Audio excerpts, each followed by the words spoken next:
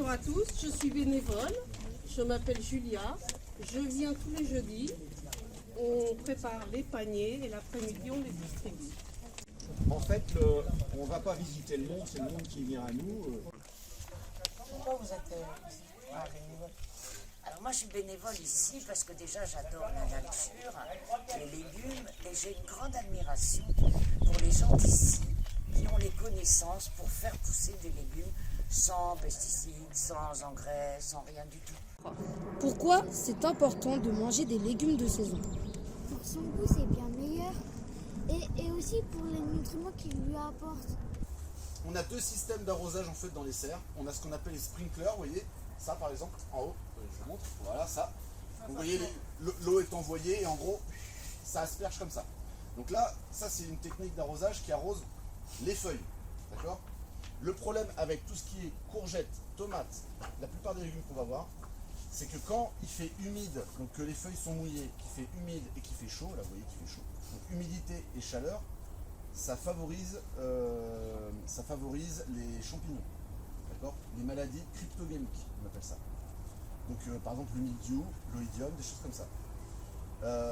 Donc ce qu'on fait pour éviter ça, c'est qu'on utilise le deuxième moyen d'irrigation, ce sont les goutte à goutte, les tuyaux goutte à goutte. Vous voyez, ce sont des tuyaux comme ça qui passent avec des...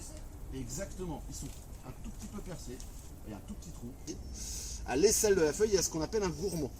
Et donc hop, on les taille, enfin on les coupe. Hop, vous voyez.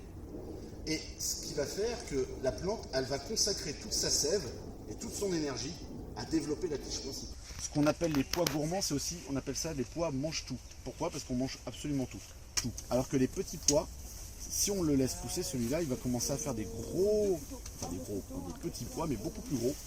Et la cosse, ce qu'on appelle la cosse, là, l'enveloppe dans laquelle ils sont, elle va durcir. Donc elle va pas être mangeable, elle va pas être très bonne. Donc ce qu'on fait, c'est qu'on les écosse. Les pois gourmands, les fèves, ce sont des légumes qui appartiennent à la famille des légumineuses. D'accord? Les légumineuses, elles ont quelque chose de bien particulier.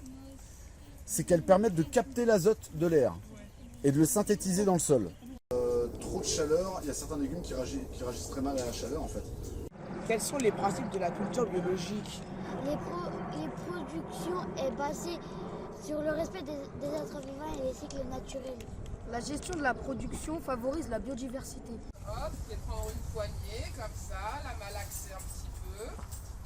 L'avantage de l'argile, c'est comme c'est collant en fait, ça va beaucoup mieux garder l'eau. Ça va beaucoup mieux garder les nutriments aussi, les minéraux.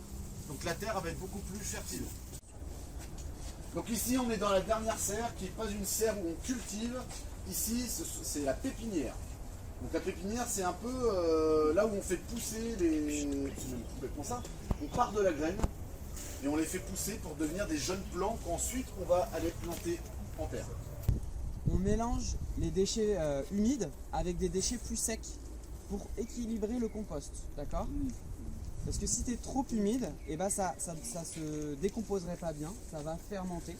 Ensuite, après 6 mois, voilà ce que ça donne. Au bout d'un an, ça devient comme de la terre, comme tu disais tout à l'heure.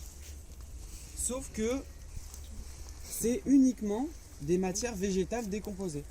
La terre qu'il y a sous nos pieds, c'est un mélange de sable, d'argile, d'accord? Et il y a aussi du végétal décomposé dans la terre. Nous, ce qu'on a dans le compost, c'est uniquement du végétal décomposé. Okay. Il faut privilégier les produits bio, locaux et de saison.